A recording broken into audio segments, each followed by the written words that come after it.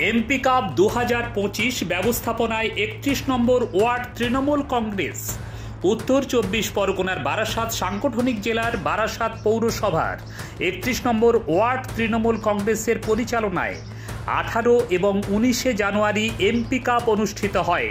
সেই সঙ্গে তৃণমূল কংগ্রেসের প্রতিষ্ঠা দিবস এবং স্বামী বিবেকানন্দের জন্মদিবসও জানুয়ারি মাসে হওয়ায় তা উদযাপন হয় মহা সমারোহের মধ্য দিয়ে। বর্ণাঢ্য শোভাযাত্রা ও গুণীজন সংবর্ধনা অনুষ্ঠান হয়। দিবারাত্রিব্যাপী দুদিন ধরে নকআউট ফুটবল টুর্নামেন্টের আয়োজন হয় হৃদয়পুর কৈলাসনগর মাঠে। উপস্থিত ছিলেন বারাসাত সাংগঠনিক জেলার সভাপতি ও সাংসদ ডাক্তার কাকুলি ঘোষ দস্তিদার, রঞ্জিত মুখার্জি প্রাক্তন ফুটবলার, চঞ্চল গাঙ্গুলি যুগ্ম সম্পাদক তৃণমূল কংগ্রেস, এছাড়াও সকল পৌর পরিষদের সদস্য ও ওয়ার্ড সভাপতি ও নেতৃত্বরা উপস্থিত ছিলেন। ডাক্তার কাকুলি ঘোষ দস্তিদার জানান, মমতা বন্দ্যোপাধ্যায় যেভাবে খেলাধুলোকে গ্রাম বাংলায় এবং শহরে ফিরিয়ে আনার চেষ্টা করছেন, ছেলেমেয়েদের উৎসাহ দানের মধ্য দিয়ে বিভিন্ন ক্লাবকে অর্থ সাহায্য করে খেলা দিবস পালন করে চলেছেন, তাতে আমরা তার সৈনিক হিসাবে ফুটবল টুর্নামেন্টের আয়োজন করছি। বিভিন্ন খেলার মাঠে হাইমাস লাইট থেকে যা যা প্রয়োজন তার ব্যবস্থাও করছি আমরা। মমতা বন্দ্যোপাধ্যায়ের স্বপ্নকে বাস্তবায়িত করার লক্ষ্যে আমরা মানুষের পাশে আছি এবং থাকব। গেছি এটা বলতে পারি, বিভিন্ন মাঠের উন্নতি করেছি এবং মাঠের পাশে এই যে হাইমাস লাইট আমরা দিয়েছি, আমরা একাডেমি খুলেছি, আমরা বিভিন্ন খেলা চালু করেছি।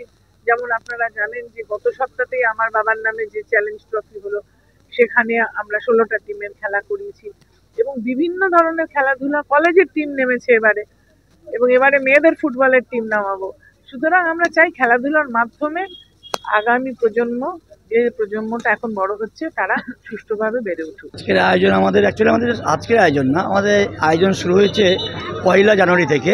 আমাদের তৃণমূল কংগ্রেসের প্রতিষ্ঠা দিবস উপলক্ষে আমরা আমাদের প্রথম দিন থেকেই আমরা বিভিন্ন অনুষ্ঠানের মধ্য দিয়ে আজকের দিন পর্যন্ত পৌঁছেছি।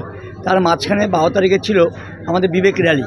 বিবেকানন্দের জন্মবার্ষিকীতে আমরা বিবেকানন্দের স্মরণ করবার জন্য বিবেক র্যালি করেছিলাম এবং দুদিন ব্যাপী আজ আর কাল আমরা এমপি কাপ আমরা অর্গানাইজ করেছি। উইনার্স যে আছে তাকে 60,000 টাকার চেক এবং জানাস আছে তার 40,000 টাকার চেক। আমাদের দলের মাঠ নয়, এটা এখানে কৈলাসনগর মৈত্রী সংঘের মাঠ। এই মাঠটাই আমরা ওদের কাছ থেকে প্রতি বছর নিয়ে আমাদেরকে সাহায্য করে এই ব্যাপারে, এবং এই মাঠের বিভিন্ন এই কাজ করছে। মাঠটা যে তৈরি করেছি আমরা, মাঠটা খারাপ হয়ে পড়েছিল, আমরা 4 দিন ধরে বিভিন্ন লেবার লাগিয়ে আমরা এটাকে ঠিক করেছি আর কি, আমরা করি। এবং বিভিন্ন ক্লাব যে হৃদয়পুরে আছে যারা খেলাধুলা করতে চায়, আমাদের এমপি বলে গেলেন, আমাদের এমপি কিন্তু তাদের সাহায্য করে।